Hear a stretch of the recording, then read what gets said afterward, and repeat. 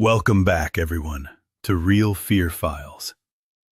Tonight, we're heading deep into the hidden veins of Appalachia, where the fog clings to the pines, the night moves like a living thing, and every echo feels just a little too close. Out here, beyond the final porch light and miles from the last marked road, folks learn early which shadows are harmless and which ones watch from the tree line. In this episode, we'll unravel 9 unsettling encounters, 9 stories carried through families, murmured over dying campfires, and held tight by the people who swear they lived them. The names may be changed, the details softened, but the fear remains exactly as it was whispered. If you're new to Real Fear Files, be sure to subscribe for daily true horror stories and hit that notification bell, so you never miss a night when something old and unseen stirs in the dark. Cole was raised where the blacktop gave up. His family's double-wide sat dead-end on a busted dirt lane tucked in an Arkansas hollow. One of those places where your GPS throws its hands up way before you ever spot the crooked mailbox. The yard was more mud than grass, just a sloped patch of hard dirt and stubborn weeds. And behind the trailer, the world simply stopped. No fence, no neighbor's place, no street lamp glow. Just the woods. A wall of oaks and pines packed tight together. Branches tangled so thick that even in the middle of July, almost no sunlight touched the ground once you stepped a few feet inside. As far back as he could remember, Cole's mom called that spot the edge. Like crossing into those trees wasn't just walking into forest, but slipping off into some other place entirely. At first, it was just background noise to his childhood. He'd ride his bike in jagged circles, toss rocks at soda cans on the cinder blocks, listen to his dad's old radio crackling while cicadas screamed in the heat. The woods were scenery. A green wall he didn't think twice about. Adults told him not to wander in too far, but around there, grown-ups warned kids about everything. Rusted cars, mine pits, flooded quarry holes. That hollow collected danger the way other neighborhoods collected junk mail. Cole didn't notice anything wrong with the tree line until he was 8. It was a thick, sticky August evening, sky bruised purple and orange, when his folks headed off for their usual Friday night shifts. His mom at the diner, his dad at the plant. His older cousin, the one who normally came to babysit, had called in sick. Money was tight, and the look on his mom's face said everything. After a rushed, whispered argument over the kitchen sink, they both decided the same thing. Cole was old enough to stay by himself until midnight. She rattled off the rules like a prayer. Lock the doors. Don't open them for anybody. Don't touch the stove. If you get scared, call Aunt Marcy. He nodded, pretending it was nothing. But the second their taillights faded down the rutted road, the whole place changed. The silence got heavier, like the air itself thickened. The frogs and crickets outside didn't go quiet, just farther away, like someone dragged a blanket over their sounds. The clock over the fridge ticked louder. The fridge hummed and clicked at odd moments. Even the glow from the TV felt weak against the pressure of the darkness pressing on the windows. He was halfway through some old movie when he heard it. Slow, dragging footsteps on the gravel outside. Not a car, not an engine. Just a steady crunch of rock under weight, coming from the side of the trailer facing the woods. At first, he thought maybe his dad had forgotten something and come back. Cole muted the TV. Listened. The steps stopped. A moment later, something scraped lightly along the metal siding, like fingertips trailing across the wall. A long, whispered scratch. His throat locked. "Dad?" he called out. Nothing. Wind, he told himself. Just branches. The woods brushed the back steps. Maybe a limb had shifted. He stood, eased toward the front door, listening hard. The night outside felt like it was holding its breath. Then the footsteps started again. Not on the gravel this time, on the wooden porch. He heard the boards complain under weight, one creak at a time. Slow, heavy, careful. Out in that hollow you could usually hear trucks from the main road or the distant bark of somebody's dog. But tonight? Nothing. No motors, no dogs, no bugs. Only those slow, deliberate steps. They stopped right where the porch light's glow ended. Every instinct told him to check the peephole, throw the door open, prove to himself it was nothing.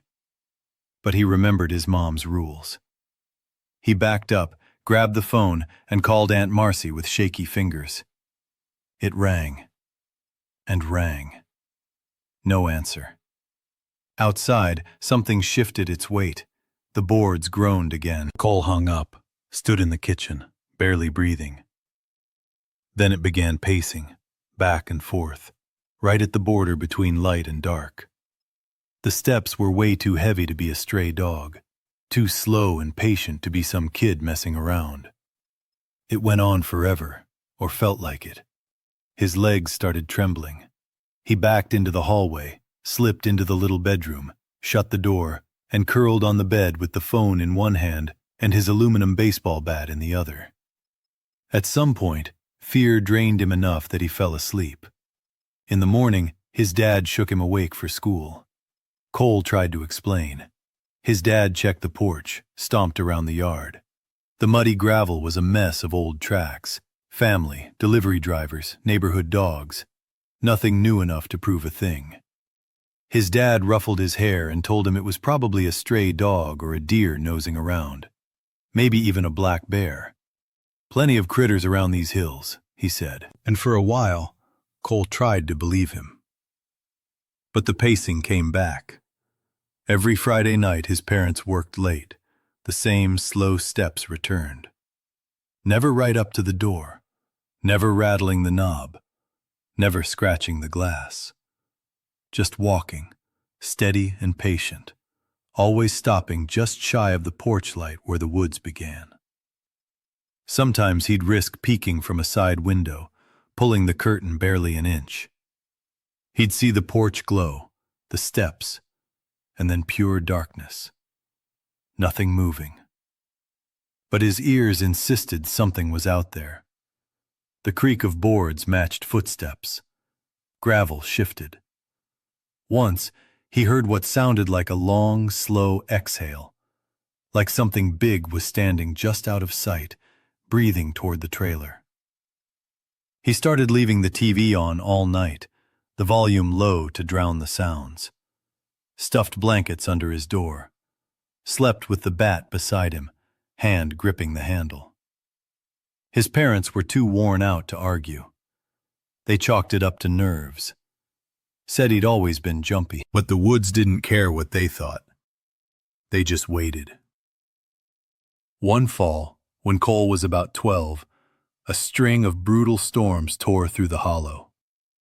Days of pounding rain turned the driveway into a river of mud. Tree branches sagged heavy with water. The power blinked so often his mom kept candles ready on the counter. The worst night hit on a Friday.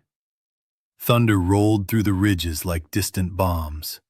Lightning shredded the sky, lighting whole patches of forest in violent white flashes.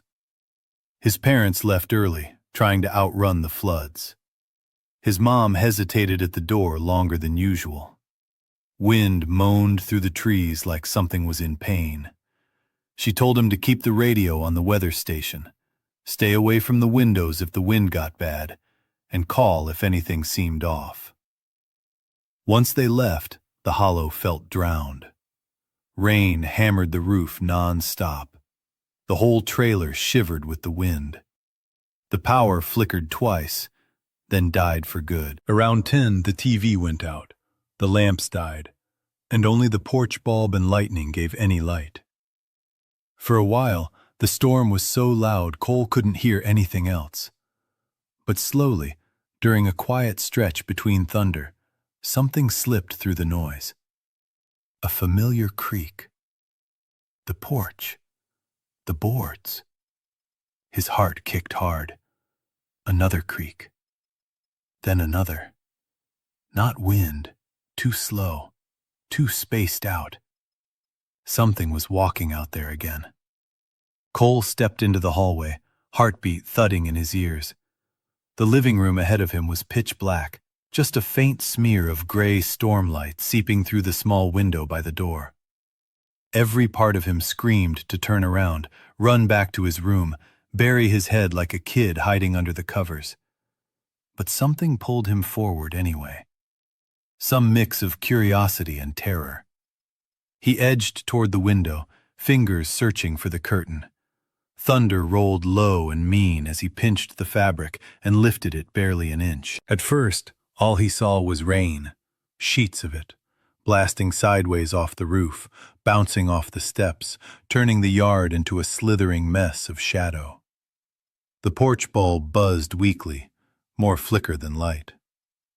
Beyond the steps, the tree line loomed like a giant bruise against the sky. Then the whole world exploded in white blue. Lightning cracked across the hollow, sharp as a camera flash, freezing everything outside into a single stark image burned into Cole's mind. Something stood at the very edge of the porch light. Tall. Taller than his dad. Taller than any grown man he'd ever seen. It stood right where the wooden steps met the mud. 1 foot barely inside the circle of glow, the rest of its body swallowed by the dark. Its head almost hit the low trailer eave. Its shape was wrong. Shoulders too wide, limbs too long, like someone had stretched the figure unevenly before dropping it on his porch. Its skin, what little he could see, looked like wet tree bark. Arms hung low, hands dangling near its knees. It wasn't facing the door. It was turned sideways, leaned in, like a person pressing close to a window to get a better look. Lightning froze it mid-movement. 1 long hand wrapped around the porch post, fingers curling around the wood like it was using it to brace itself.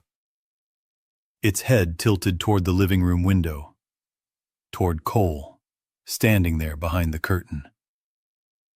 Even though he knew the thing couldn't possibly see him during that tiny burst of lightning, something inside him recoiled. It felt like being caught in hide and seek, like the seeker had been staring straight at his hiding spot the entire time. Then the thunder slammed, the light died, and everything fell back into crushing darkness. Cole dropped the curtain as if it burned him. He stumbled backward into the hallway. His breath came short and fast, almost painful. The storm roared even louder now. But through it, he could still hear the faint moan of the porch boards, like that thing had shifted after being exposed. He didn't look again. Didn't dare. He bolted to his room, slammed the door, locked it, and shoved his dresser against it. Then he climbed into bed with his small weather radio clutched tight to his chest. The storm raged for hours. Eventually, the sound of rain blurred into something distant, and exhaustion dragged him into a restless, feverish sleep. Every dream replaying those long fingers curled around the porch post. When morning finally came, the world looked stupidly normal. Sunlight burned off the fog. Water still ran in thin streams down the ruts in the driveway. Branches littered the yard. His dad grumbled about the mess, about how the storm had washed the dirt out from under the steps. Cole helped him shovel gravel back, but his eyes kept drifting to the place where the porch met the mud. There were impressions. Faint, half washed away, but real. 2 elongated shapes pressed deep into the mud, too long for any kind of boot, too narrow for a bear's paw. No clear toes, just heavy weight and strange length, like whatever stood there didn't match any animal he knew. His dad glanced at the marks once, shrugged, said the flooding probably warped the ground, maybe even his own boots from the night before. Then he started talking about the old mines up on the ridge, how the hills shifted when the rain came hard. Said sometimes you could hear the mountains groan after a big storm. Cole didn't argue, didn't say a word. That night, the steps returned. Slower now, less often. Almost as if whatever it was had gotten what it wanted when it leaned toward the window in the lightning. And the years rolled on. Cole grew up, moved out, left the hollow behind. But stories about the Appalachian dark followed him everywhere. Folks talked about things that lingered in those woods, thin watchers that stood just beyond firelight, old miners who never found their way home, shapes that knew the ridges better than any living person. They'd say the mountains kept what they wanted, let go of what they didn't. And whenever Cole heard those stories, he just stayed quiet. He thought of the wall of trees behind his childhood home, the nights when even the frogs stopped singing, and the second the sky lit up, just long enough for him to see the darkness twist itself into a shape already standing at the edge of his world, listening, waiting, watching from the other side of the light. Kara kept telling herself she wasn't running away. She was moving toward something better. Cleaner air, quiet nights, a place where her brain didn't feel like it was chewing itself to pieces.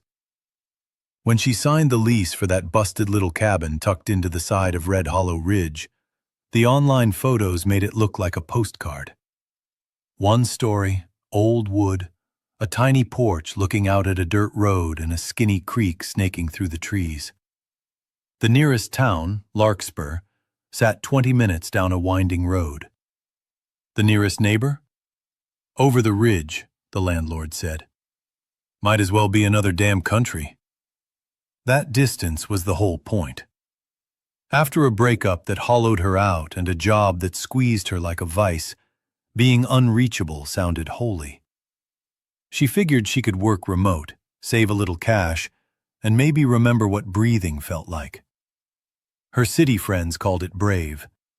Her mom called it stupid. Kara just called it necessary. The first week tricked her into believing she'd made the right move. The cabin was old but sturdy, paneled in knotty pine darkened by decades of cigarette smoke and oil lamps. The stone chimney coughed out smoke on cold mornings. Inside, the whole place smelled like dry wood and stale coffee. No service inside, but if she walked down to the big flat rock by the water, she could sometimes catch one shaky bar. Her landlord, Dalton, a wiry old man with eyes that missed nothing, walked her through the well pump, breaker box, and ancient propane heater. Before he left, he paused with one hand on his truck door.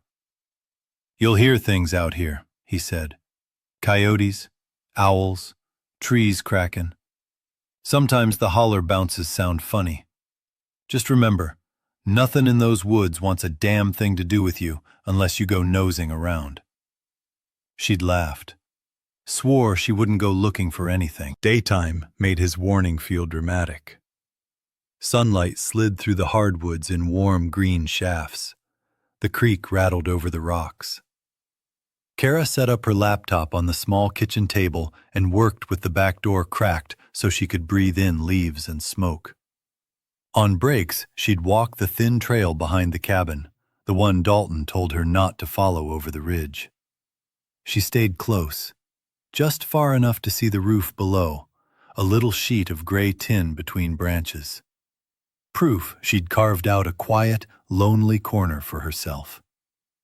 But the nights pushed back. The first time she heard the tapping, she thought it was the heater acting up. Close to midnight, mountain air freezing, she lay under two heavy quilts listening to the propane unit sputter and hum. She drifted somewhere between awake and asleep when a new sound crept in. A light tap, like knuckles on hollow wood. then another. Slow, thought out. Tap, pause, tap. It came from the wall behind her bed, the side facing the steep hillside. Her eyes snapped open. Her heartbeat started a slow climb. Could have been a branch. Could have been a squirrel. Could have been old wood settling. Could have been anything. She held her breath. Tap. This time closer together. More deliberate. She reached for her phone even though there was no service. 2:14 a.m. The glowing screen made the room feel even smaller, walls pressing inward. She hovered over her mom's number, then set the phone down. What could she say? That the dark was too loud? She stayed awake until sunrise, counting each patient tap. When daylight broke, it stopped. Outside, the hillside looked untouched. Just leaves, dirt, and the smell of rot. Nothing brushing the siding. Nothing standing close enough to knock. By the third night, the pattern was carved into her nerves. Evenings were peaceful. Midnight to 2 was quiet. But somewhere after that, the whole cabin changed. The silence grew thick and heavy. The heater's hum sank to the background. Then the tapping started. Sometimes behind the bed. Sometimes at the kitchen wall near the old sink window. Always the same rhythm, soft knocks spaced like someone testing the wood. Waiting to see what she'd do. Never scraping, never pounding, never footsteps. Just the knocks. By night 6, she snapped. The tapping moved around the place like something circling. Bedroom wall, pantry corner, the living room near the old stove. Every time, she told herself to stay put. Every time, it kept going until her muscles twitched with tension. Enough, she muttered, shoving off the blankets. She grabbed her flashlight and stormed into the living room. The beam cut through the dark in a harsh white column, turning chairs and table legs into warped shadows. The tapping stopped. Kara stood dead center, pulse kicking. Tap. This time from the front wall near the door. She swung the light toward it. Nothing. Just the wood staring back, still, black, wrong. She realized then that the forest had gone completely silent. No creek, no wind, no bugs. Just the hiss of the heater and her heartbeat. "Who's out there?" she called, hating how thin she sounded. No answer. Tap. A little louder, a little to the left, almost playful. She wanted to yank open the door and prove nothing was there, but Dalton's warning floated back. Nothing wants you unless you go looking. He never said nothing was there. She stepped away from the door and kept the flashlight on that wall. The tapping faded slowly, like whatever was doing it got bored. The next morning she drove into town, nerves shot. In the diner, old men in camo caps nursed coffee. She ate without tasting anything. The waitress slid her the bill and asked, "You the girl renting Dalton's place on Ridgeback Road?" Kara nodded. "How you liking it?" "It's quiet," Kara said. "Maybe too quiet." Something flickered across the waitress's face. Not pity, not humor. Something wary. "First week's always rough," she said. "Takes a while to trust the sounds up there." Kara tried to laugh. "What if the sounds feel real close, like in the walls?" The chatter in the diner dipped. The waitress went still. One old man in the back booth shook his head, slow, deliberate, warning. The waitress said, "Old timber pops, mice chew, trees shift. Try a fan at night, helps drown it out." But her voice didn't match her words. On the drive back, Kara couldn't stop thinking about that man's eyes. that silent shake of his head. Not disbelief, recognition. And that night, she plugged in the fan. It worked, until after 2. Then something dragged her out of sleep, sharp and sudden, like a cold hand on her chest. The fan roared, but beneath it, another rhythm crept in. Soft, sure, perfectly spaced. Tap. A few seconds. Tap. She sat up. The knocks weren't behind the fan. They were under it, syncing with her heartbeat. She pressed her hand against the wall. Cool wood. Slow breath. Counting. 1, 2, 3, 4. Tap. And the tapping answered her pulse. She froze. It followed every change in her heartbeat, like it was listening, like it was responding. Fear crashed into her ribs. She turned off the fan. Silence swallowed the room. Tap. Closer now. Waiting. She didn't sleep, didn't move, just listened as the tapping prowled the cabin until dawn finally crawled over the ridge. Morning dragged its gray light across the cabin. Kara's hands shook as she poured coffee she couldn't taste. Every nerve was raw, ears still tuned to imaginary knocks. The cabin looked ordinary. Sun struck the hardwood floors. The creek babbled outside. The forest was just trees, shadows, nothing more. She opened her laptop and typed an email to Dalton. No signal, but she drafted it anyway. I won't be renewing. I'll leave at the end of the month. Her hands quivered over the keys. When the words were done, she felt a thin layer of calm settle over her shoulders, like she'd finally carved out some control. Still, a pit churned in her stomach at the thought of another night like the last one. Midnight to 2 had been quiet before, but after that, the tapping always returned. Always patient. Always testing. Another winter of 2:14 a.m. conversations through the walls? No, she couldn't stomach it. Driving into Larkspur later, the diner by the gas station was half full.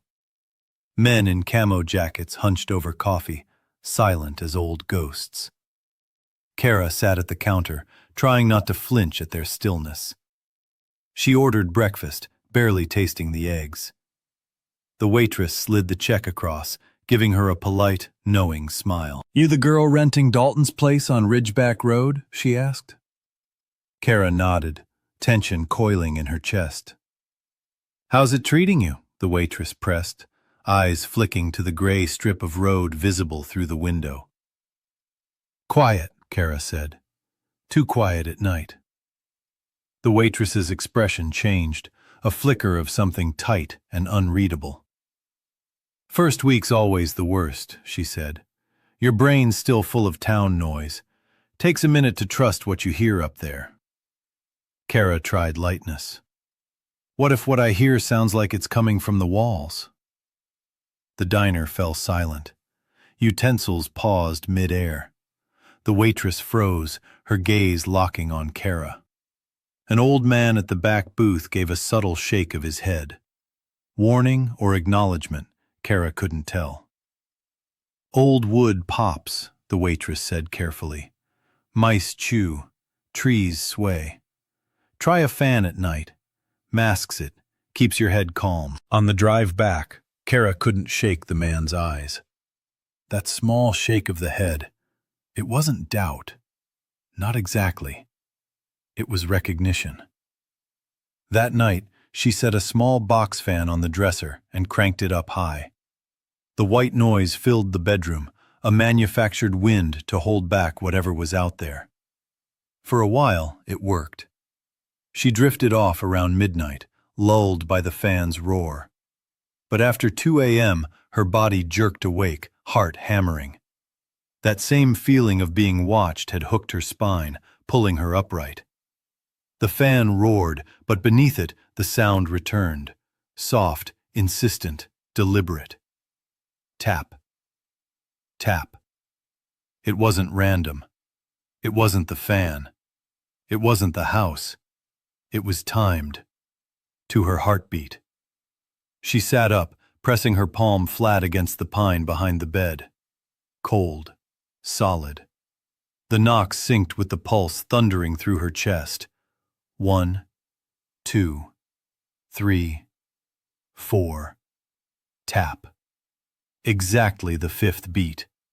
Whoever or whatever was out there was listening, responding, measuring. Kara jerked her hand back. Breath caught in her throat. She scrambled off the bed. The fan's white noise couldn't hide it. It was like the sound had burrowed under her skin, tracking her in the most private, uncontrollable rhythm. She cut the fan. Darkness fell like a slab of stone. Tap. Softer now. Tentative. Patient. Waiting. She didn't sleep. She sat at the kitchen table, lights blazing, coffee gone cold. Every surface a small circle of safety. Every knock mapped to a spot in the cabin, sometimes near her feet, sometimes near the far wall, sometimes so faint it almost stopped before one more tap punctured the air closer than before. Dawn crawled in slowly. Her mind frayed at the edges. Finally, she sent the email to Dalton. Her departure confirmed. Typing calmed her more than she expected. She told herself it was overreacting. Plenty of folks lived in old cabins out in nowhere and never heard a thing. But another winter like this? No way. In town, nobody blinked at her news. Dalton didn't argue. He asked only for the key back, told her she could use him as a reference if needed. The diner waitress slid her a slice of pie. "Some folks are mountain people, some aren't," she said. "No shame in knowing which side you're on." The night before leaving, the air was sharp, almost electric. Stars glared over the ridge like cold, hard eyes. Kara stacked boxes by the door, leaving only her bed and a bag of clothes unpacked. The cabin felt like a stage set, waiting for the curtain to drop. She thought the knowledge of leaving would make it easier. It didn't. Right on time, a few minutes past 2, the tapping returned. Slower, softer, hesitant, moving like fingers tracing the inside of a bowl. She pressed herself into the headboard, knees tucked, blankets tight around her. "You won't follow me," she whispered. The words sounded small, almost silly in the dark. "I'm leaving." Tap, directly behind her head. Heart jumped, stuttered. Her pulse throbbed in her throat, wrists, base of the skull. The knock settled into that rhythm, patient, almost breathing with her. Dawn stretched pale fingers across the curtains. The tapping finally stopped, not gone, just paused, like a conversation on hold. Kara packed the rest of her things with hands that shook. She refused to look out toward the tree line. The woods waited silently, indifferent. Driving away, the cabin shrank in the rearview mirror, a dark rectangle swallowed by bare branches, until the hollow curved it completely from view. Months later, in a tiny city apartment, traffic roaring outside, sirens, neighbors yelling through thin walls, Kara sometimes woke at 2:14 a.m., heart hammering for no reason she could see. She'd lie in the dark, listening to the hum of the building, and for one perfect, terrifying heartbeat, she'd hear it again. Not in the walls, not in the floor, inside the space between her own heartbeats, something waited. Quiet, patient, still keeping time with her long after the mountains let her go. Mason grew up in a house that hunched into the mountainside, like it was trying to vanish. From the front porch, the hollow stretched below him, thin creek flashing through the trees, the gravel road curling toward town, and the long ridge opposite, cutting the sky in half. That ridge was sacred ground. That's where the deer ran. That's where the men in his family went when the air got sharp and the leaves started falling. The first time he went, he was 15. Nervous, fumbling with his boots, hands trembling. His dad had hunted that ridge for decades with uncles, cousins, a ritual carved into the mountain itself. Some years they brought meat home. Some years only stories of the ones that slipped through. Mason's first season came with Rye, a family friend who'd been at their kitchen table before Mason could even walk. Rye laughed like he owned the woods, swore like he owned the air, and told tales no one could verify, but everyone wanted to believe. They met before dawn at the gravel pull-off where the old logging road clawed up the mountain. Fog hugged the creek, thick and white, headlights carving through it like knives. Mason's father handed him a thermos that smelled of coffee and iron, clapped a firm hand on his shoulder. "You stick between me and Rye," he said. "You can't see us, you yell. You hear me?" "I hear you," Mason said, voice tight, raw. Rye strapped on his orange vest, beard bristling, grinning. "Boy, you're gonna love it up there. Feels like the world stopped just for you." Boots crunching on frost, they started up the road. Fog swallowed the beam of his father's headlamp. Trees loomed on either side, dark and hulking, fading into gray. The road narrowed, curved higher. One side rose steep and slick with leaves. The other dropped into the hollow, nothing between them and the darkness but a fringe of brush. They moved single file, breath clouding in the cold. Only the occasional murmur, the rustle of deer sign underfoot. Rye pointed into the fog, voice low. "Old strip pit that way. Fall in it, nobody's hauling you out." He laughed, not really a joke. Mason kept his eyes glued to his father's back, refusing to stare too long into the shadows. They reached their spot as the fog thinned. The logging road split around a knob, left branch rose along the ridge, right dropped into a shallow saddle. "Spread out," his father said. Rye took the left spur. Mason and his dad stayed closer to the saddle, old tracks and droppings marking the leaves. "We'll sit you up on that stump," his father pointed. "See anything that looks like a deer? Make sure it ain't us before you touch that trigger. Understand?" Mason nodded. Safety lecture done again, though he could recite it blind. Barrel down, finger off the trigger until the shot. Know what's behind what you're shooting. Don't move unless you have to. Rye slapped his cap, orange vest bobbing. "If you hear me shoot, got the big one, or I shot my own damn foot. Either way, you'll hear me holler." They watched him vanish into the fog. Seconds later, a shape. Seconds after that, gone. The woods closed behind him. Alone with his father, Mason felt how loud the mountains could be at daybreak. At first, every drop of water, every snapping branch, every distant caw blasted into his ears. After a while, it became a hum. Then you noticed the sound that doesn't belong. A twig snapping under weight. A hoof scuffing stone. The breath of something huge moving just out of sight. For the first hour, nothing stirred. Mason's toes went numb. Fingers tingled on the rifle stock. His father perched on a fallen log, frozen as the landscape itself, eyes scanning every shadow. Then, a gunshot, sharp, cracking the fog. The echo ricocheted, impossible to trace, bouncing from ridge to slope. Birds erupted from the trees. His ears rang. "Rye!" his father shouted. "You get him?" Only the echo answered, fading. They waited. His father called again, voice tighter. "Rye, you all right?" Nothing. The fog thickened, crawling between the pines, suffocating the space around them.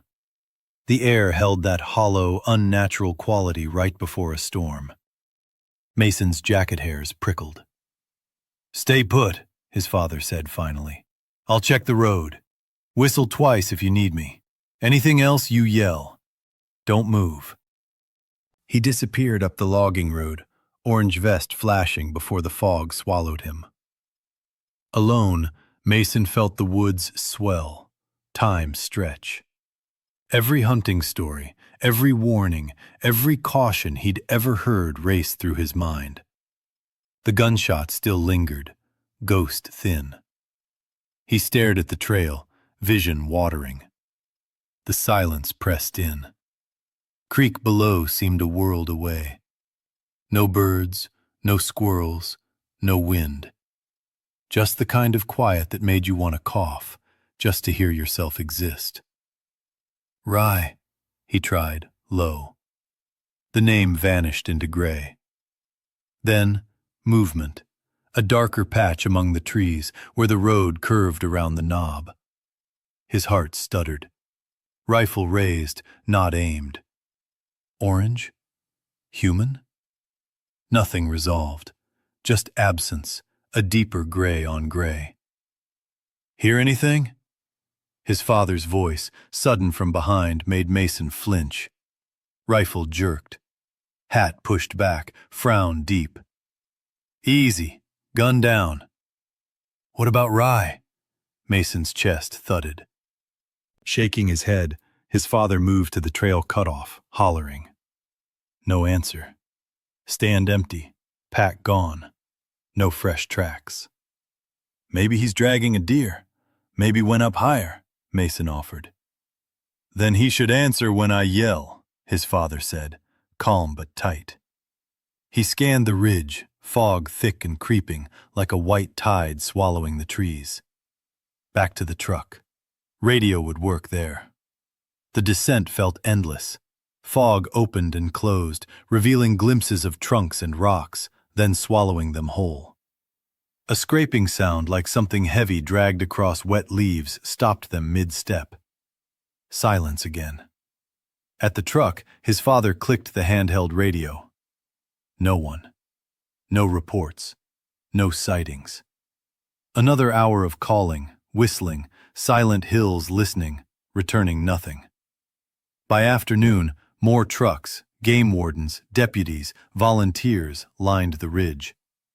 They found deer beds, old beer cans, rusted tree stands eaten by bark. Rye? Gone. Second day, something stranger. Down a shallow dip on the left spur, near where Mason had split off, a deputy found Rye's rifle against a tree. Safety on, chamber empty. Pack zipped, water bottle half full, protein bar bitten. No blood, no drag marks, no struggle. Like he'd set it down and walked off into fog on purpose. 3 days of helicopters, dogs, people from 3 counties. Ridge absorbed it all. Returned nothing. No clothing, no prints, no body. Old strip pit? Empty. Eventually, the official search waned. Talk in the hollow didn't. Some whispered Rye had faked it, skipped town. Others that he'd wandered too far, fallen into some uncharted mine. Old-timers spoke in low tones about that ridge. "Line of that mountain is wrong," one told Mason's father months later. "Took my cousin's boy up there in '89. Came back talking about how the trees moved when he wasn't looking straight at them. Never hunted again." At home, the empty chair at the table said more than theories. Hunting season passed. Father never returned to that ridge. Neighbor offered the other side of the mountain. No thanks. "Plenty of deer. No need to tempt that one," he said. Years later, Mason, driving past the pull-off, looking at the tree line, still saw fog cling like it had that morning. Gunshots during season echoed off ridges, impossible to pin down. No answers, just hollow quiet. Rifle leaning politely against a tree, one side of the mountain untrustworthy. Outsiders say people can't just vanish where thousands walk yearly. But standing in Appalachian fog thick enough to hide your boots, hearing a shot with no source, you know different.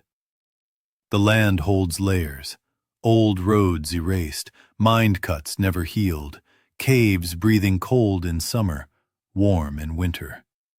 Some places keep what's given, no matter how many boots chase it. On paper, Rye's disappearance is just a missing person. In the hollow, folks whisper, that ridge took one. Every few decades, another. And when fog settles low on the first cold morning of hunting season, more than one man has sat on a stump, listened to silence, and chosen to hunt elsewhere. Ava didn't give much thought to who came through the diner at 2 a.m. That was the graveyard shift. Lonely hours where the world seemed to cough up whoever it felt like. Her little diner sat on a 2-lane strip slicing through the mountains, tucked between a sheer rock face and a dark ribbon of trees. 8 miles back was the nearest cluster of houses, a gas station, a few churches. After midnight, her diner was the only light, a yellow bubble in the black. Inside, the glass was like a veil between her and the void. At first, she loved the quiet. The blue hum of the old jukebox, the burnt coffee and bacon that clung to everything, the chrome coffee maker hissing and spitting like it had lungs. She could tell the regulars by the sound of their boots, the way they nudged the door open. There was Tony, a long-haul driver, always calling her kiddo, no matter her age. Mrs. Ellis, bent over crosswords until her son came off shift at the factory. The paramedics, hollow-faced from what they'd seen on the roads before dawn. Then came him. The first time, it was early winter on a Tuesday. Wind had teeth, mountains like black jagged knives against a smear of stars. Ava was wiping down the counter when the bell chimed, letting in a slice of icy air. She glanced up. Mid-40s maybe, dark hair thinning, slicked back but messy around the edges, a beard grown half-heartedly. Plain dark jacket zipped to the throat, jeans, boots that gleamed too clean for that road. No twitch, no glassy eyes, nothing obvious, just careful. Every movement measured. Sit wherever, Ava said, sliding a menu. He chose a booth 3 tables back, eyeing both the door and the room without moving his head. When she poured coffee, his gaze flicked past her to the reflection in the glass behind the counter, like he cared more about who might step in next than who was talking to him. Cold out tonight, she said. Called up the road, he replied, calm, bland, voice slipping past memory as soon as it hit the air. You have pie, apple or chocolate? Apple, if you say so. He smiled. Normal. Ate slowly, asked once for a refill, left cash with a decent tip, and vanished into the dark. She didn't think about him again until 2 nights later. Same time, same booth, same jacket. The diner heat made everyone else shed layers, but he ordered a burger and coffee.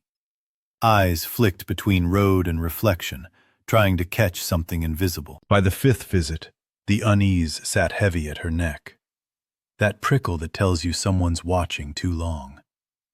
He wasn't staring at her. He kept polite, eyes on menu or window. But whenever other customers, especially women alone, passed through, his gaze lingered, intense, quiet. You work nights often? He asked once as she topped off his coffee. Most of them, she said. Someone's got to keep the place running. He chuckled, like she'd cracked a better joke than she knew. Do many pass through this late? Depends, she said. Storms, football games, wrecks on the interstate. Some nights dead. Some nights like the whole world stopped for eggs and toast at once. Interesting, he said. See who really lives out here. The ones tucked back from the road, people you'd never know. How's that? More to keep him talking than for the answer. He shrugged. Mud on trucks. How they check exits when they come in. Folks living deep, they move differently. Used to no one watching. His words lingered. Winter hit hard. Snow iced the switchbacks, closed the diner for a week. When they reopened, his truck was first in the lot. White Ford, plates from 2 states away, nose facing the road, ready to vanish. On slow nights, Ava wiped counters, and from the corner of her eye, he'd watch her, memorizing, cataloging. "You from around here?" he asked. "Born and raised," she said, up one of those hidden roads people pretended not to know. "Lot of little roads in these hills, hard to track 'em all." "That's the point," she said. People liked it that way. He tilted his head, cataloging, agreeing. That's when the small unease became fear. All the little things added up.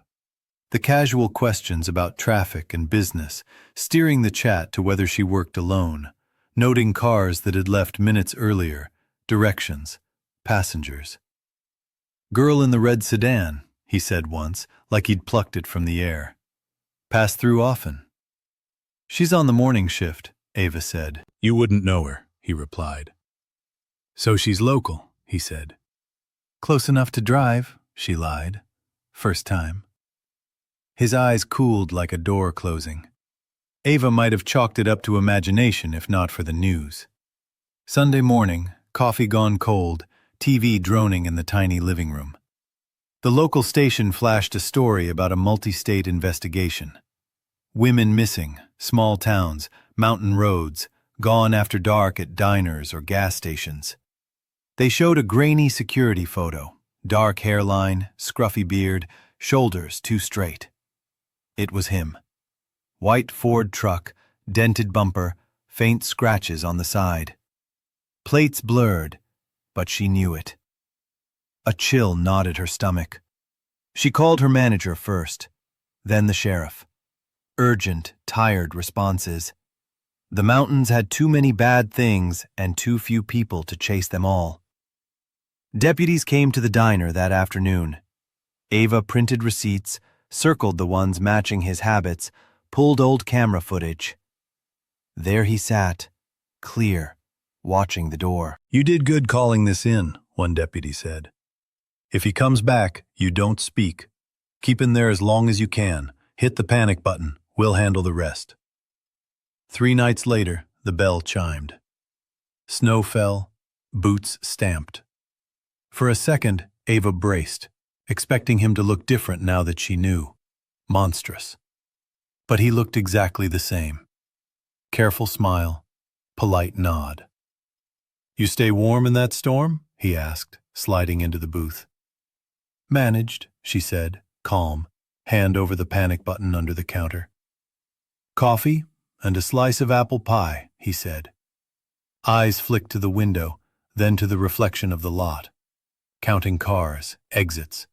Relaxed, trusting his luck. "So," he said, stirring sugar, "you get many travelers' nights like this, or just locals tucked back?" Ava kept talking, refilling cups, taking orders from a tired couple. Bell over the door clanged like gunshots in her head every time it moved. 20, 30 minutes stretched like hours. When the deputies arrived, no fanfare. White cruisers slid in. 2 uniforms stepped through the door, straight to his booth. "Sir," one said, "mind coming with us for questions?" For the first time, his expression flickered. Quick recalculation, nothing else. Eyes slid to Ava briefly, weighing, then away. "Of course, officer," he said, calm, cooperative. Left a few crumpled bills, walked out between them. Never returned. Weeks later, whispers trickled through the grapevine. Other diners, gas stations, dark roads where women vanished between coffee cups. Trials may never come. Evidence is never clean. What haunted Ava wasn't that she could have been a target. It was how utterly ordinary he'd seemed. A tired man in a roadside diner, hands wrapped around a mug, eyes tracking the door. The mountains breed monsters. Some hide in hollers where no one goes. Some walk into the only light for miles, sit where they can watch the door, and wait for the right person to pass through. Grace's folks always called it coyote country.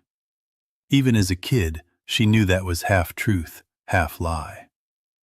Coyotes made the night jagged with their yips and laughter, snapping the darkness into ragged chunks. Whatever lived up on the far ridge above their trailer didn't make sounds like that. They were parked near the head of a tight holler in southwest Virginia, one of those valleys where the road thinned out to a gravel spit and a dusty turnaround someone had bulldozed 50 years ago. Their single-wide squatted just above the creek, its back pressed against the slope, a pasture on one side, thick woods clawing skyward on the other. At dusk, the tree line bled into a black wall, and the sky squirmed between ridges like a dim ribbon. The nights had a rhythm. Summer was chaos. Frogs and katydids screaming so hard it felt like the hills were trying to drown your thoughts. Fall and winter pulled the world into a low, dark pulse. The creek gurgling, a car whining miles away, and the distant coyotes marking the edges of the holler. Grace grew up with those sounds like other kids grew up with street noise. She first heard the other thing when she was 12. Sat on the steps with her little brother Eli wrapped tight in a blanket. Air bit sharp, clean, like the mountain had been stripped bare after the leaves fell. Their dad was in the barn fussing over a sick calf, Mom inside washing dishes, the radio faint behind the screen of the open window. Down in the hollow, a coyote yipped, a high, laughing note that rolled and fell. Another answered farther off. She could almost picture the shapes slipping along the deer trails, noses twitching, shadows sliding between tree trunks. Then, from high on the ridge above the pasture, something else answered.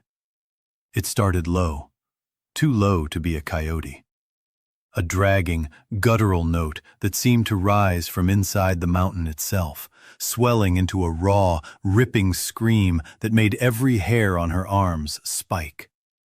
It rolled across the treetops, slammed against the opposite slope, and sank straight into her chest. Eli jerked, nearly sliding off the step. "What was that?" he whispered. "Coyote," she said, automatic, though her gut knew it was a lie. Their dad must have heard it too, because the barn light blinked on, and he stepped out, hunched shoulders, eyes scouring the ridge. The cows, normally indifferent to night sounds, clustered near the fence closest to the house, all heads angled the same way. The scream tore again, longer this time. The dogs under the trailer didn't bark, didn't growl.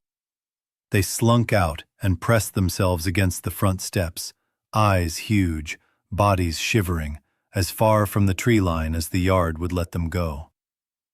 That said more than any words from Mom or Dad could. Later, at the table, Grace brought it up. Dad shrugged, fork nudging peas into a mound. "Could be a cat," he said. "Panthers used to roam these hills. Old-timers swear some still do." Mom shot him a sharp look. "Game warden says there ain't no panthers left," she muttered. "Game warden don't sleep up in this holler," Dad replied. Then softer, to the kids. "Might be a big dog. Sound plays tricks up there. Don't go out on that far ridge and you'll be fine." But his jaw was tight. The way he said it told Grace he wasn't telling the full story. The sound didn't visit every night. Some nights it stayed quiet for a week, nothing but normal coyote chatter and distant dogs. Then, usually on the stillest, coldest nights, when the stars hung heavy and low over the black ridges, it would come back, rolling down the slope like it belonged to no four-legged creature. Grace started noticing patterns. It never shrieked from the same spot twice. Sometimes dead center of the ridge, sometimes farther along near the old strip mine cut she was forbidden to explore. Once it sounded like it had slithered from the head of the hollow, where the road simply thinned into a rutted two-track and disappeared into thick laurel. Word spread fast in the holler. Everybody is somebody's cousin. Men at the gas station muttered about the screamer and swapped theories. Big cat, weird coyote, feral dog. A few older folks just shook their heads. Been hearing that up there since my granddaddy's time, they said, and left it at that. Winter came hard. Garden turned ghostly. Pasture stiffened to brown and brittle. Nights stretched out early and thick. Grace and Eli shared the tiny back bedroom, beds pushed to opposite walls, a narrow window in between, looking at the ridge. One January night, the cold sharp as knives, she woke to the storm door rattling like it had been shoved. Clock glowed red. 1:43 a.m. Everything else in the house was dead quiet. Hall heater clicking. Eli snoring lightly. Then Grace realized the wind wasn't moving a leaf. Bare branches outside were frozen in place, ghosted in starlight. And still the door shuddered again. Something bumped it. She held her breath. From the ridge came that scream again. Closer this time. It clawed through the night like a gnarled, twisting wail, curving at the top into something almost like a wordless plea before snapping off. Her dad's bedroom door cracked. Heavy bootsteps thumped down the hall. Dogs yipped, claws skittering under the trailer. Then the ridge changed its tune. No more scream. Now a low, drawn-out howl, flat and wrong, like someone trying to belt a note they'd only ever heard muffled through stone. Midway, it wobbled, broke apart, and shifted into a garbled string of sounds. At first, nonsense, but her ears caught it. It was trying to say a name. Eli. The sound stretched the syllables like they'd never been made for human lips, forcing vowels into impossible places. And once Grace heard it, it wouldn't leave. The raw attempt at her brother's name slithered down the ridge, ricocheted across the yard, and seeped under the trailer like ice water. Eli shot upright, eyes huge in the dim room. "Did you hear that?" he whispered. Grace didn't answer. Couldn't. Tongue felt frozen.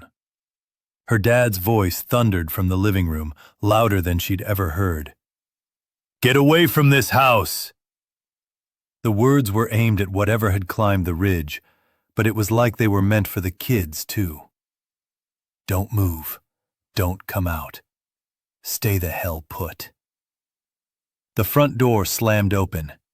The shotgun by the frame barked once, rattling her into the mattress. Silence hit after, thicker than the night had been. No coyotes, no dogs. The heater's tick was deafening. Dad returned a minute later, pale, jaw tight. "Stay in bed," he said. "Don't say that name out loud for a while. You hear me?" They nodded, voices stuck in their throats. He never explained how the far-ridge thing had learned Eli's name. Days slipped into weeks. That winter, the scream didn't come back, not like before. Once or twice, far off, she caught a faint echo, softened by distance. The dogs slowly returned to their rounds, padding the yard as if nothing had happened. Cows stopped huddling near the fence. But some things didn't snap back to normal. They didn't let Eli outside alone after dark.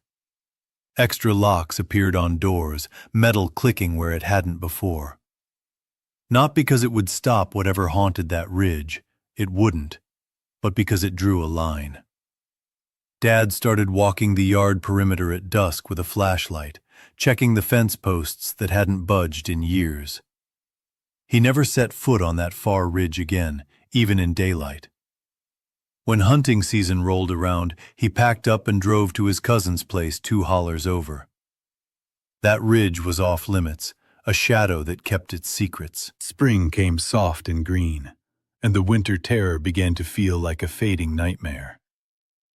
One afternoon, Grace asked her grandmother about it. The older woman rocked in a sagging lawn chair, hands shelling beans into a bowl, working without looking. "You ever hear anything up there?" Grace asked. Her grandmother didn't glance up. "Sounds like it's trying to talk," Grace pressed. "Things in these hills have ears sharper than their mouths," the woman said finally. "You don't answer when they call. You don't go up the ridge if you ain't invited. And you sure as hell don't let 'em learn your name." "How do you stop that?" Grace asked, voice small. Her grandmother met her eyes, serious. "You be careful what you shout into the dark." Years later, Grace lived in a small-town apartment.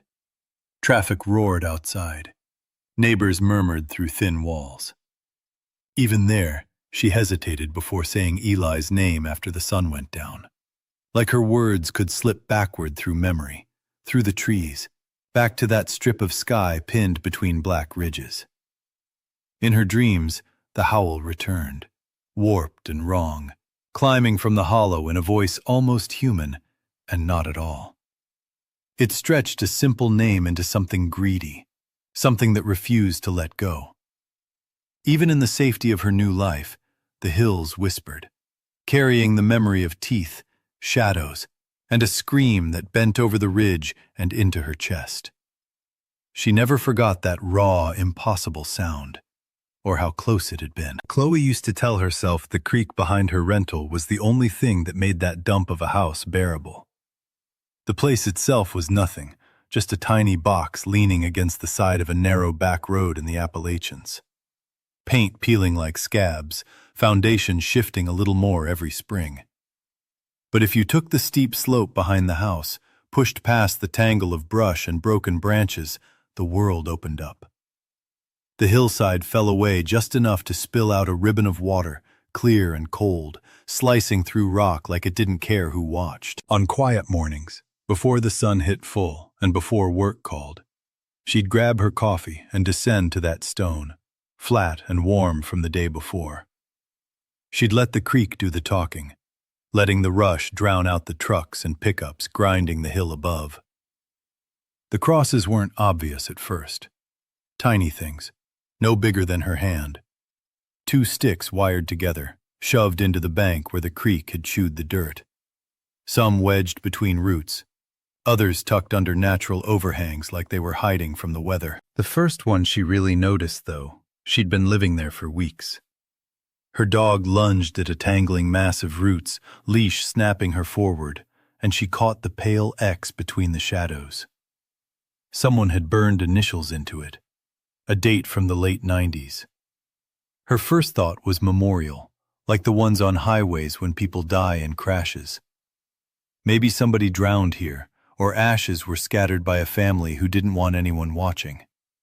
Made sense. The creek was fast after rain, swollen, dangerous. You didn't need to fall far to be gone. The next morning she saw another farther down. Same rough construction, different initials, another year. Curiosity planted itself in her brain like a weed. Walks turned into hunts. Over the next few days, she counted 3 in a 20-yard stretch, then 5. Then, when she went further than she'd ever dared, they kept appearing. Irregular, random, but persistent. Wherever roots or bare soil could hold them, they were there. Some were fresh, the wood a pale tan, the letters clean and sharp. Others were gray, cracked, moss swallowing parts of the X's, letters nearly unreadable. Nearly every one carried initials and a date, sometimes full names cramped onto the tiny boards. By the time she hit the old fence line that marked the neighbor's property, she had counted 23 crosses. 23 names, 23 little markers spanning nearly 30 years. Hidden from the road, invisible to anyone just driving by. Back at the house, she tried to feel it out with the landlord when he came by to fix a leaky sink. "You know anything about those little crosses by the creek?" she asked, casual. He didn't even look up, just kept turning the wrench. "People around here get sentimental," he muttered. "Stick junk everywhere. Don't mess with 'em. They won't mess with you. That would have been the end of it for most renters. But Chloe had grown up where memorials were loud public things. Balloons, fake flowers, lights, signs. Not hidden shrines, tucked out of sight where you had to actually search to notice. And the way he wouldn't meet her eyes bothered her more than a flat refusal ever could. That night, she went online, hunting through old county papers. Her town barely got coverage, but the county ran a section. She typed the road name, the word creek, the years she'd seen burned into the wood. The first piece she found was from 12 years back, short, a few paragraphs about a body found along some tracks in another part of the county. The next was closer to home, a missing teenager, last seen leaving a party on a back road off the highway. Details vague. Enough stories like that existed that specifics blurred together. Young, alone, last seen at night. Then she hit one mentioning the creek itself. Mid-2000s. A boy, 14, disappeared walking home from a friend's trailer on the very road she now lived on. Reported missing the next morning, bed unslept. Search teams scoured woods, holler, creek. Found one shoe snagged on a root. Nothing else. The sheriff's line, "Water can carry someone a long way in country like this." The final line of the piece dug into her chest and wouldn't let go. Foul play has not been ruled out. She clicked through more archives. A girl in the early 90s hitching toward town, last seen climbing into a pickup at the crossroads. A boy, older this time, truck abandoned on the stretch, door ajar, keys still in the ignition. No mention of the creek in those, but her mental map connected dots anyway. The road, the bend, the pull-off where a car could stop unseen. Her view of the water behind the rental shifted. It wasn't just a pretty backdrop anymore. It could hide things, deliberately or not. Things swept down by the current, swallowed by the land. The idea of innocence dissolved. Still, it was only a thought until she talked to her neighbor. Old man, limp, always outside doing chores no one else cared about. Stacking wood, fixing fence, clearing the ditch. She waved for years, but never more than a few words. One afternoon, at the mailbox, she asked, "Ever notice all those little crosses down by the creek?" He froze, flat eyes making her regret opening her mouth. Then he sighed. "They belong to folks that came looking," he said. Quiet. "For what?" "The ones that didn't come home," he replied. The sheriff calls it an accident. Roads bad, water's fast. That's what keeps him sleeping. Families don't always buy it. Walk the creek with pictures, flashlights. Some leave when they give up. Some leave too. One for hope, one for knowing better. He shifted, grimacing. "That back road used to be a run. Long before you, before most folks here. Stuff moved along it that shouldn't have been. Drugs, sure, but other things too. Girls, boys. You take the long way if you don't want attention. If someone disappears where no one's around, holler swallows sound. Creek takes what you drop in it. Law writes it up and moves on." Chloe felt the air tighten in her chest. "Has anyone been caught?" "Once or twice," he said, "enough to make the news. Not enough to fill the gap between lost people and the ones listed on paper." After that, the crosses weren't abstract. Each became a marker of frantic searching, hands pushing wood into mud because there was nowhere else for grief. She stopped walking the creek at dusk. Slanting light turned the tiny X's into shadows like bowed scarecrows. On stormy nights, when the water roared louder than the trucks, she lay awake imagining what could move unseen just 30 yards from her window. A few months later, the news hit. A man had been arrested, 2 counties over, charged with kidnapping and trafficking. Rural back roads had been his highway for moving victims between hidden safe houses. On TV, deputies dug near an old culvert, hauling muddy evidence bags from the ditch. Behind the anchor, a map lit up with a web of pins and lines connecting them. One line ran past Chloe's road. One of the dates matched almost exactly with a newer cross she'd seen near the bend. It was public now, but it didn't make her feel safer. If anything, it confirmed what the old neighbor had said. People could vanish and be carried away in the cracks of these mountains, unseen by anyone not already living there. On her last day in the rental, Chloe packed up the last box, moved it into her car, and slipped down the hill to the creek one final time. The air was heavy and green, humid with the early summer heat. Water slid over the stone with the same indifferent rush it had that first morning. The crosses lined the bank like stubborn ghosts. Some leaned, others nearly toppled. A crooked procession of pale wood, each holding a fragment of grief. She considered tugging at the newest one, maybe tracking down the family who put it there. Maybe saying something. Maybe offering some stranger's sympathy. But she didn't. It wasn't hers. Not hers to touch. Back at the house, she locked the door out of habit, though she wouldn't be the one unlocking it again. Sliding onto the narrow road in her old sedan, she glanced in the rear view. The creek flashed past, just water and shadows of trees. The crosses were hidden from sight, as they always were, invisible to anyone just passing through. That image lingered with her long after she moved to a town with sidewalks, streetlights, and enough people around to make vanishing impossible. She thought about how easy it was to drive past and believe the road was empty, the creek harmless. How the land doesn't advertise its history unless you dig for it, and even then, sometimes it only whispers. And still, the crosses stayed in her mind. Tiny X's pressed into mud, each one a trace of someone's hands, someone's hope, or someone's final heartbreak.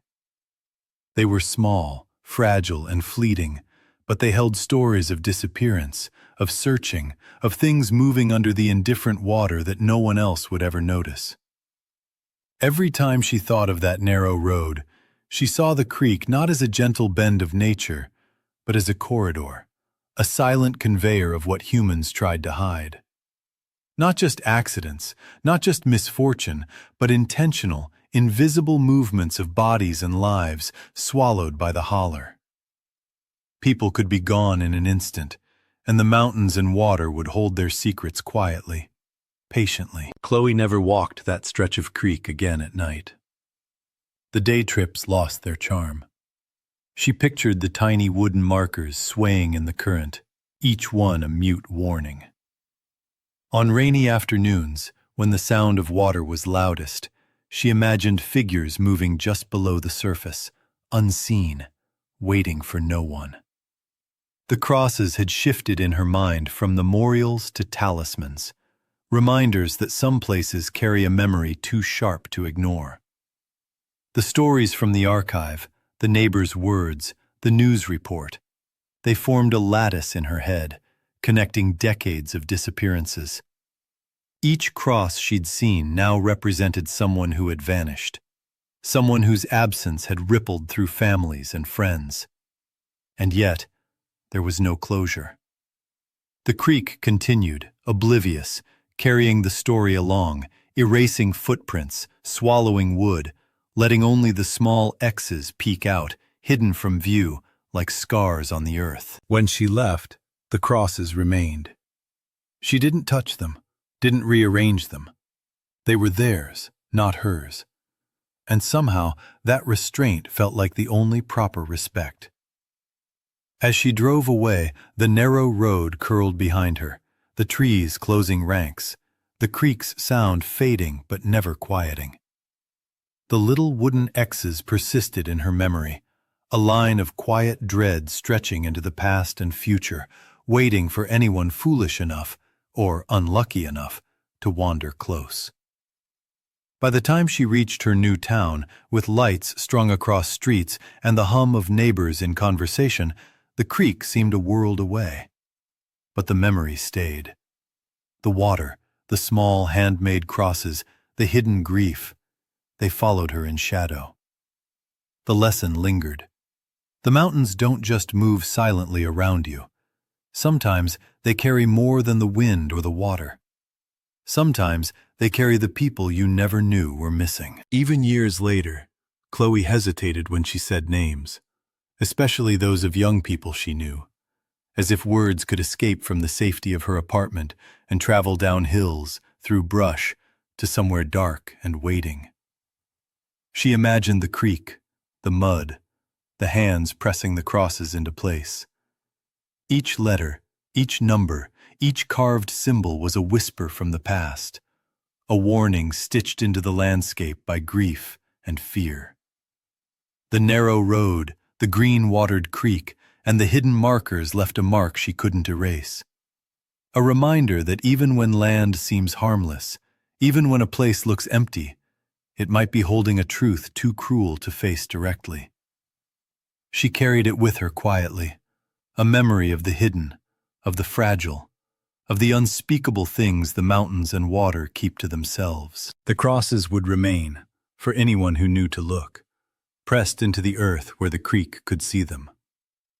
They would mark the sorrow, the searches, the disappearances, and the silence left behind. And Chloe knew she would never forget them. Not the way you forget a view, or a sound, or a fleeting moment, but the way you never forget a warning pressed into mud, carved by hands desperate to be remembered. Leo never meant to stumble onto the house. Honestly, up until that summer, he would have bet money there was nothing at the end of the old strip mine road. Just a rusted gate, a tangle of scrub, and a drop-off that local kids dared each other to toss rocks down.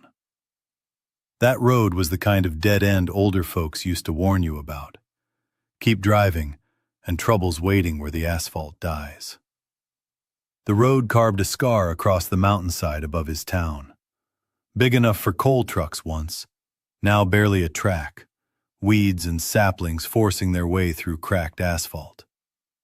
From Leo's back porch, if you squinted through the poplars, you could just make out its pale line cutting across the far slope. A strip where the trees never fully healed. He and his friends Tyler and Ben started wandering up there because there wasn't anything else. School was out, the closest theater a 40-minute drive if you even had gas in a working car, which was rarely the case. What they did have was time, cheap boots, and enough shared boredom to make trespassing on old company land feel like a plan. They'd meet at Leo's, cut through the back pasture, hop the creek on a fallen log, and climb until the valley below shrank into toy houses. Up there, the hum of the town fell away, replaced by the wind through the grass and the distant ping of long-forgotten machinery heating in the sun. At first, the strip mine bench was just air and space to breathe. It gave them a view, houses like toys, the church spire poking through the trees, the main road a dull gray ribbon. They found half-buried tires, twisted scraps where machines had been pushed over the edge, and a pond the color of old antifreeze in a deep cut. On their third or fourth trip, they spotted the side road. It was barely more than 2 ruts peeling off the bench, swallowed by saplings and briars. Leo had passed it before without seeing anything but brush, but this time the light caught a slant farther back, something not quite a tree. "You see that?" Tyler squinted. "Probably just junk," Ben shrugged. "Or someone's blind. They could have left it, should have. But there's something about a trail that's nearly gone that calls to a certain kind of curiosity." Without a word, they pushed through. Boots crunched gravel hidden under leaves. The deeper they went, the quieter it got. Up on the bench, the wind carried sound. Here, the saplings made a tunnel, muting everything. The air smelled different too. Cooler, older. Damp earth, rotting wood. After 50 yards, the trees opened. And there it was. The house. Skewed on the slope like someone had dropped it and walked away. 2 stories of gray clapboard, paint flaking off. The porch collapsed on one side, the front door hanging crooked. One upstairs window was a black hole, glass gone. Vines clawed up the foundation like the hill was trying to claim it back. "Since when is there a house up here?" Ben whispered. Leo looked around, confused. He knew this mountain. Every hunting stand, old road, every spot with a sliver of cell signal. Never heard anyone mention a house here. "Maybe it was a mine office," Tyler said. "Though it looks like a farmhouse, not a company building. Let's check it out." Leo hesitated. Something about the clearing was wrong. Not dangerous, exactly. Still, the air too heavy. No birds, no insects. Even the distant highway noise seemed muffled. "Just a peek in the window," Ben said, stepping onto the sagging porch. "Make sure there's not some meth head ready to shoot us." That was enough to push Leo forward. The porch groaned but held. The front door complained when Tyler pushed. Inside, the smell hit. Layers of dust, mildew, and underneath, something greasy and stale. Sunlight pierced broken windows, catching motes in the air. The front room was small, square, warped floorboards, peeling wallpaper. A broken chair leaned in a corner. An enamel basin on a side table clogged with years of leaves. Through the next doorway, a wooden table, scarred, big enough for a family of 4. 3 mismatched chairs surrounded it. On the table, 3 plates, not clean. Each held the ghost of a meal, long-dried, filmy remnants, paper-colored. A knife and fork lay beside one plate, metal rusted. A cup still stood upright, faint ring at the bottom where liquid had been. No dust settled on the plates. Everything else had a soft gray layer. The table didn't. "Someone's been here," Ben muttered, voice low. "Or left in a hurry," Tyler said, voice too loud in the cramped space. Leo's heart ticked faster. Where was everything else? No clothes, no pictures, no signs of life. Upstairs the same. Bare rooms, peeling wallpaper, empty doors. They didn't linger. The quiet pressed, making their own breathing feel obscene. Outside, the clearing felt different, like something had stepped closer while they were inside. "Bet there's a story here," Tyler said as they pushed back to the main road. "We should ask around." That evening, at Leo's kitchen table, he mentioned it to his dad. Described the side road, the clearing, the house with its frozen table. His dad frowned, chewing slow. "There's no house on that bench," he said. "We were just there," Leo insisted. "Past the gate, where the road splits by the old water tank. We cut through the brush, clearing opened right up." His father shook his head. "I walked that bench for 5 years before they shut it down. End to end. No house. Maybe you wandered onto someone's private spot. Either way, leave it. That strip isn't safe. Ground shifts, pits cave in. Just because the company's gone doesn't mean the danger's gone. Leave it alone." The next day at the gas station, Leo brought it up more casual-like to old Mr. Green. The man had hunted and logged these hills since before Leo's parents were born.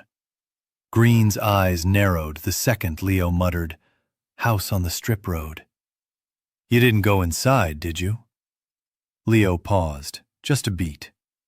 The hesitation seemed to confirm something. "My granddaddy talked about a mine house up there," Green said, voice low. "Not a real house, not always there. Showed itself to folks already in trouble or young idiots pushing too hard to prove they weren't scared of the mountain. Dry roof, table waiting, all that." Looked like a place you'd step into when the weather turned, or if you got turned around. Leo's throat went dry. So, what happens if you do? Green's gaze drifted past him to the ridgeline. Depends who you ask. Some say you wake up 3 days later at the bottom of a cut, both legs broke. If you're lucky, someone finds you. Others never wake up at all. My granddaddy said seeing it was bad. Pretending you didn't? Worse. Leo wanted to laugh it off, call it a story. But Green added, almost like an afterthought. Remember that rock slide in '92? Took half the road out. My cousin swore he saw a little house back in the brush the same day. Almost ducked in when the hail started. Thought better of it. The slide came minutes later, right where he would have been walking.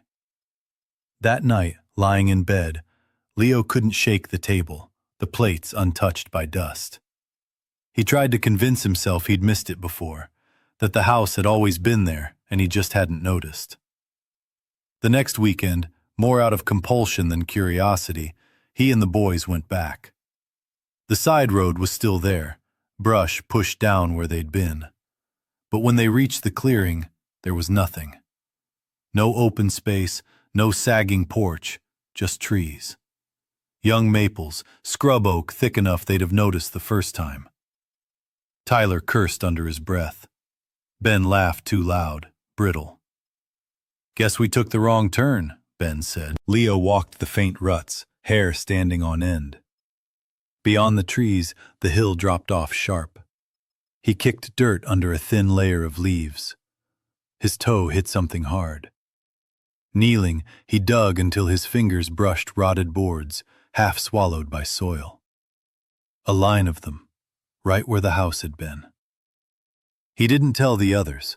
Some part of him didn't want to give it weight by saying it out loud. A month later, a storm parked over the ridge, hammering the mountain all night. Before dawn, a section of the old bench gave way. Mud, rock, and broken asphalt slid down into the hollow, swallowing trees, tearing out chunks of road. The main slide crossed the path they'd used to reach the bench, a raw, ugly gash in the slope. From his back porch the next morning, Leo saw the scar clear as day, almost exactly where the side road had turned off. He thought about the house, the table with its 3 plates, the way it had waited like a set scene. Thought about Green's cousin, about his own boots on those rotted boards. He pictured stepping into that clearing mid-storm, seeing that sagging porch, feeling like he'd found shelter. Somewhere between the stories folks tell to scare each other and the hard facts of old mine maps and unstable ground, there's a thin line where both are true. The land doesn't need to be haunted to kill you. Out here, in old company country, people still whisper about houses that don't stay put, appearing only for the lost and unlucky. Leo never saw the mine house again, didn't search for it. But whenever he hears about rock slides on the news or kids trespassing where they shouldn't, he thinks of that gray table waiting in a room that might not exist. He thinks of how the mountain can fold danger and refuge into the same place, letting you decide which one you're stepping into. Even now, years later, the memory curls in his chest like smoke. The house, the untouched plates, the hush that pressed on his ears, everything about it lingers in the spaces between story and truth. Some nights, he swears he can still feel that table staring at him, somewhere on a ridge that doesn't always belong to the world. Jackson's mama always said the hollow remembered. Back then it was soft talk, how the fog rolled in every October just like it did when she was a kid. How the whippoorwills always came back to that same thorny grove every spring. Later, after folks started vanishing, the words didn't sound so gentle anymore. To anyone driving by, the hollow was just another back road, a scrap of cracked asphalt peeling off the state route. The pavement dwindled fast to gravel, pinched between two steep ridges that pressed the sky into a skinny ribbon. Trailers and small homes clung to the flat spots near the creek, but past a certain point, even that ended. Trees crowded in, dark and close, until the road slammed into a rusted gate with a busted "No Trespassing" sign. That was the line. Everyone said so. Old-timers, hunters, kids sneaking smokes by the culvert. Past that, you went on foot, and even then, you were gambling with whatever lived deeper in the hollow. Jackson grew up just half a mile from that gate. His best friend Maya lived a couple houses down. Same bus, same trees, same ditches and paths they explored for hours when their folks weren't watching. Everything was fair game, except the road past the gate. The first one disappeared when they were 9. A drifter, Jackson's dad said. Rolled into the gas station at the hollow's mouth one week, slept in his beat-up truck in the lot for a few nights, then started parking by the gate. He was polite when he came in for coffee and smokes, quiet, with a scorched face and a battered cap pulled low. He's just passing through, Jackson's mom said, stacking dishes and watching his truck ease past the window again. Roads like this catch people sometimes. Most of the time, they let him go. For a week, the truck sat in different spots past the gate. Then one morning, it was there, with the driver's door hanging open, keys still in the ignition. The sheriff's cruiser rolled up behind it, deputies slipping in the ruts with clipboards and radios. Jackson and Maya huddled at the bend in the road, just far enough to watch without getting scolded. "Think he got lost?" Maya whispered. Jackson nodded toward the trees. "You'd have to mean to go in there. The road don't just walk you that way." The search went on for 2 days. Volunteers combed the slopes, dogs nosed every branch and rock. Footprints, a small fire by the strip pit, but no man. After a while, folks stopped talking. The truck got towed, ruts softened under new grass. But the hollow had changed in Jackson's eyes. The gate wasn't just metal and posts anymore. It was a before and after marker. Before it, the woods were just woods. After, a section that refused to give back what it had taken. The second disappearance was murkier. Officially, it didn't count. No one went missing on paper. But something vanished anyway. Jackson and Maya were 13. Her cousin Dale came down from the city, 19, full of swagger. He wanted to hunt like a real mountain man, mocking their accents until Maya socked him in the shoulder. He hounded her uncle until the man handed over an old shotgun. Rules: stay on the near ridge, nowhere near the strip pit, back before dark. Dale rolled his eyes. "I'll be fine. Y'all act like these woods are magic or something." He strutted past the gate in bright orange and cologne, jabbering on his phone about backwoods country. Did not even glance at the sign. He didn't return before dark. At first, no one panicked. Shadows lengthened, then swallowed the ridge. By full dark, the hollow stirred. Trucks rumbled.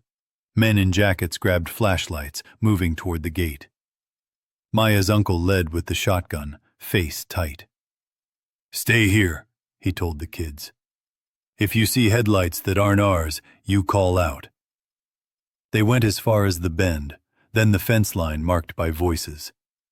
Beams of light cut through undergrowth in thin white blades. Names echoed. "Dale, you hear us?" 2 hours in, Jackson heard a sound he'd never shake. Not a shout, not a cry. Something broken between sob and gasp, drifting down the track past the strip pit. They found him a few minutes later, sitting in the road, barefoot. Orange vest shredded like he'd crawled through brambles. Shotgun gone. Phone and pack gone. Legs scratched, hands muddy to the wrists. "Where have you been?" Maya's uncle demanded, relief and fury tangled. Dale's eyes were wide, strange. "I don't know," he croaked. "I went up by that old cut. The trees weren't right." They got him to the truck, back to the house. Under the kitchen light, he shook, spilling the coffee they handed him. It wasn't just the shaking. It was his expression, focused on something right in front of him, but he couldn't bring it into view. He repeated the story over and over. "I went up the track past the dip. Kept my left shoulder to the hill like you said.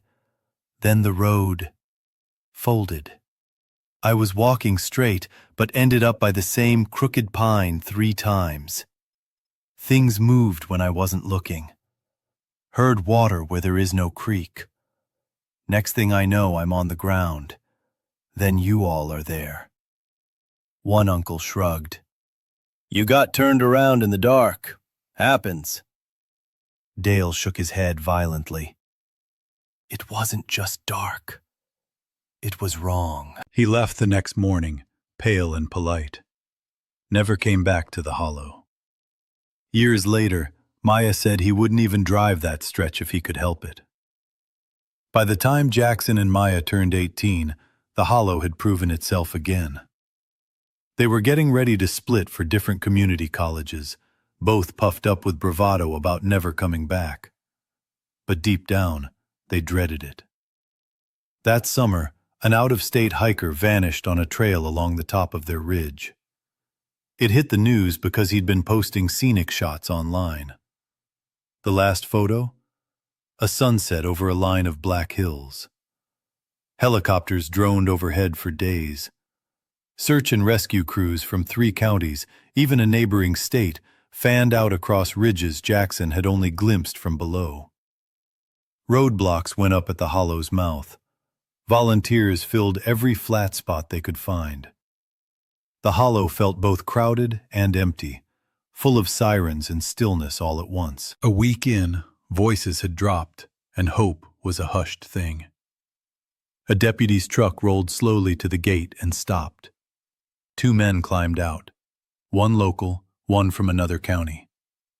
They approached the fence line where a cluster of neighbors had gathered. Jackson, Maya, and his mom were among them. "Mind if we step past for a look?" the local deputy asked. "Dog hit on a scent up top that drifted this way. Might be nothing, just covering ground."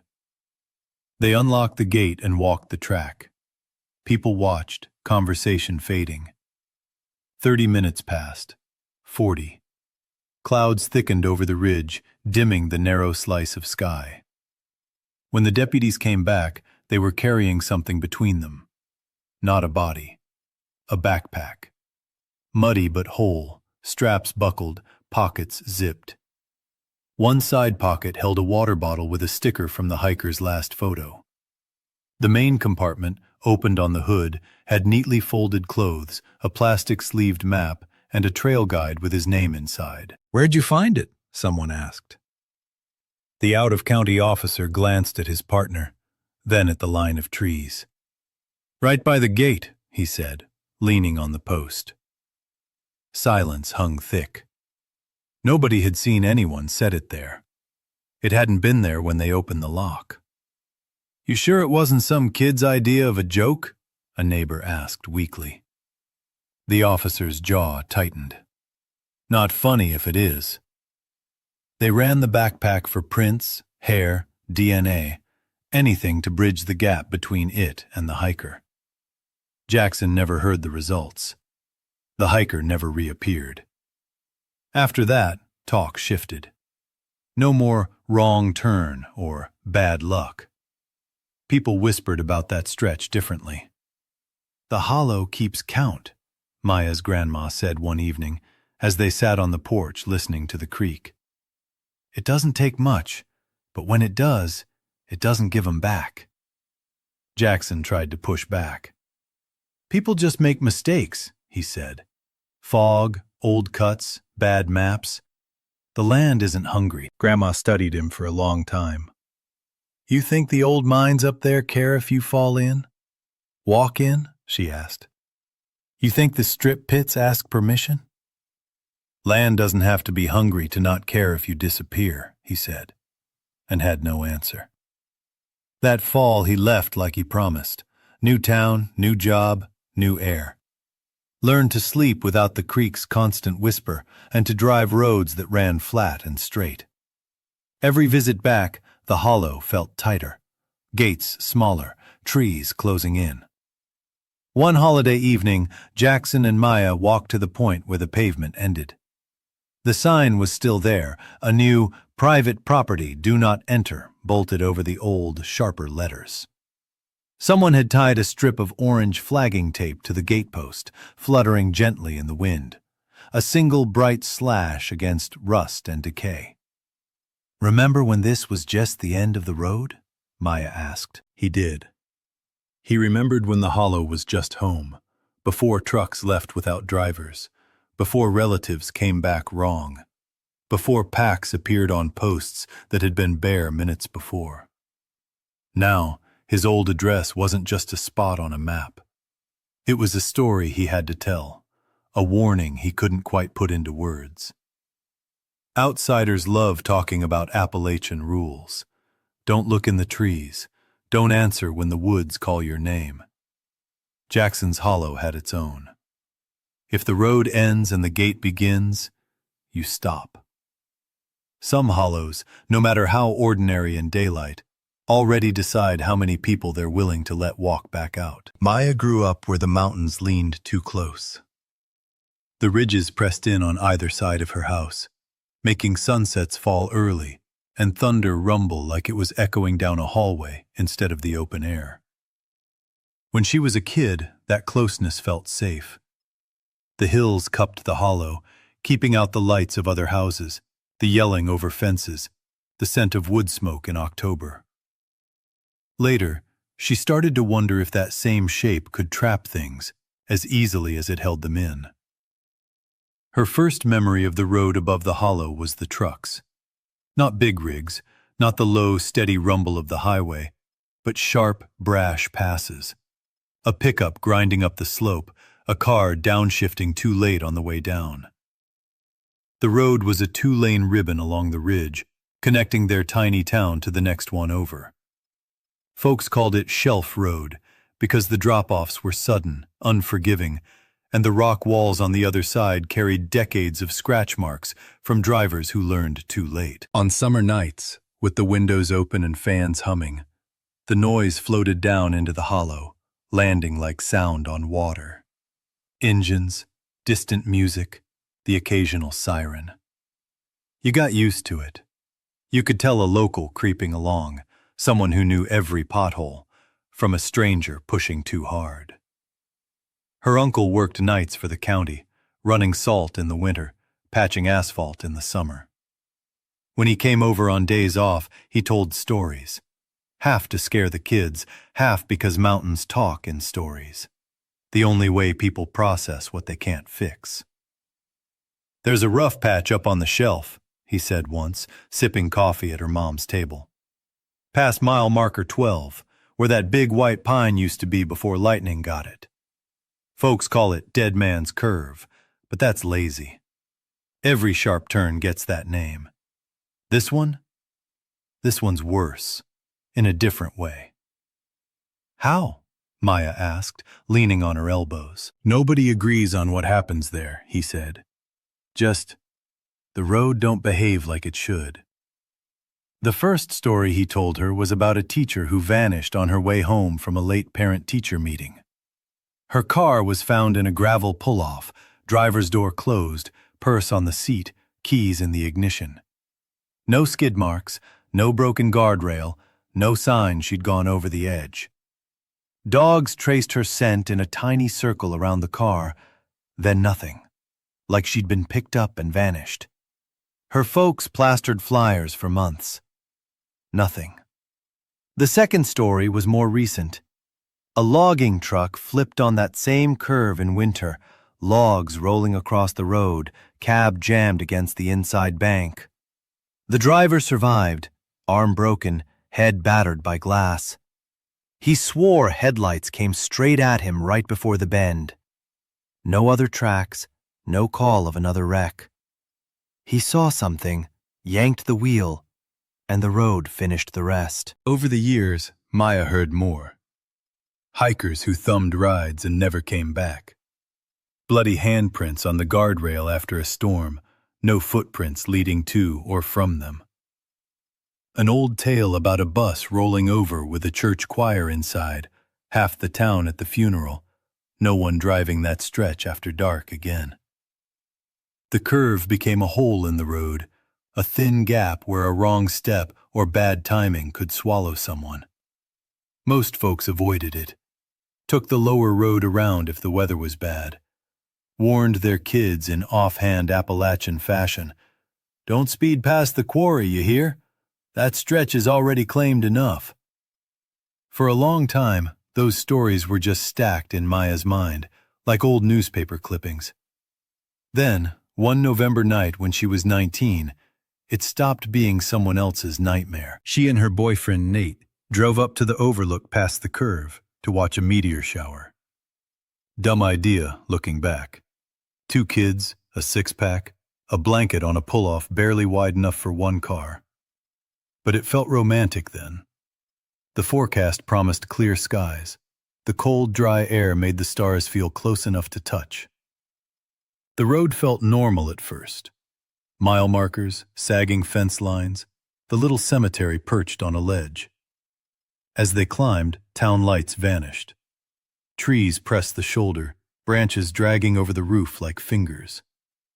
Around mile marker 12, the air shifted. Temperature dropped a notch, fogging the windshield where their breath hit. The radio, picking up a country station from the next valley, dissolved into static. Nate reached to smack it, frowning. "Did you feel that?" he asked. She had. It was like driving over a trench, a weightless stomach flip, but the asphalt was smooth.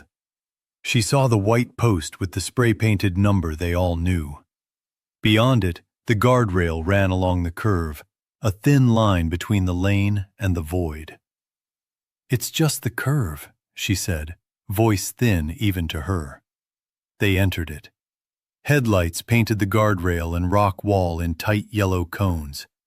For a second, it felt like the road itself was wrong, like they'd driven onto a painted backdrop. Then something stepped into the beam. A figure. In their lane. Jeans, dark jacket, one arm raised as if flagging them. But something was off. The proportions, the height, the face. Later, she'd fail trying to describe it. In that split second before she screamed, all she could register was absence. Blankness that made her vision slip even as she tried to focus. Nate yanked the wheel left, toward the inside wall. Tires hit loose gravel, car floated, engine roaring. Seatbelt cut into her chest. Then they slammed back onto asphalt, rear end fishtailing. The world outside blurred, rock, guardrail, air, lit by their swinging headlights. Somehow Nate managed it. Car straightened, shot through the curve like a stone from a sling. They hit the gravel overlook, engine ticking, taillights cast red against the rock behind them. "Did you see it?" she whispered. Nate's hands were white on the wheel. Nothing solid. Don't know what I saw." They got out, legs shaking. Stars above, meteors streaking faint, cold lines. Obscene that the world went on, while the road behind them still hummed with whatever they'd passed through. They didn't linger. Back down, Nate crawled around the curve, eyes locked on pavement and guardrail. Nothing in the lane. No person, no animal, no debris. A week later, Maya drove that stretch in daylight with her mother. Sunlight showed every crack, every rusty bolt. Just a narrow bad turn. Except it was where someone's car had been left years ago, keys in the ignition. Where a logging truck had flipped, no other tracks, and where she'd seen something try to be a person and fail. Just enough to make them swerve toward a drop that had claimed more names than the town admitted. Appalachian haunted spots aren't always old houses or graveyards. Maya learned some of the most dangerous stories stick to infrastructure. thin lines people carve into the landscape, thinking they can move through safely. Shelf Road remembered. The hollow remembered. And that night, whatever stepped into their headlights, whether a trick of adrenaline or something born from the mountain itself, left a mark neither could ever erase. Some drives home are narrower than a guardrail. Some disappearances aren't accidents. They're memory, hungry, patient, waiting. Maya never forgot that night. Years later, she still flinched when Shelf Road curved sharply past the old pine stub. The hollow had a memory, and she knew it now. Every inch of that ridge, every drop and turn, remembered the people it had swallowed, or nearly swallowed. The town talked quietly about missing hikers, flipped trucks, and vanishing locals, but it was nothing compared to what she felt behind her eyes whenever she closed them. After the meteor shower incident, she avoided the curve if she could. But sometimes necessity forced her back. Every time, she'd ease the car into that turn, feeling the subtle shift in air, the pinch of temperature, the faint whisper that made her heart hit her ribs. Mile marker 12 wasn't just a number anymore. It was a warning, a knife of memory in the Black Hills. She learned to keep her focus locked on the lane, ignore the sides, trust the road only as far as it allowed. People outside the hollow love to romanticize Appalachia. Old houses, abandoned churches, family cemeteries. But Maya knew the danger lurked in the roads themselves, the skinny veins cut into the mountains, the asphalt lines meant to guide you, the guardrails that were sometimes the only thing between you and a void. The landscape could bend, or maybe it just reminded you of its history. Either way, it could push. And it had. She thought about her uncle's warnings again, about Dead Man's Curve. Not lazy, not exaggeration, just true. He'd spoken of vanished teachers, logging trucks, hikers who disappeared into thin air. Every story stacked onto the next until the road itself seemed alive, tracking, watching. That road wasn't neutral. The hollow wasn't neutral. They both remembered. They both kept count. The first story, the teacher, had set a tone. The neatly parked car with everything intact, and yet she was gone. Dogs lost the scent in a circle. Maya imagined someone, or something, lifting her up and placing her beyond the reach of human search. The logging truck reinforced it. Something invisible, moving in the shadows, waiting until a wrong moment to strike. The hollow's memory wasn't gentle. Maya's own encounter changed her. Nate swerving past that ghostly figure. It wasn't hallucination. Not exactly. Something was there, and it tried to exist in the space of a person. The way it failed just enough to make them lose control. That was deliberate.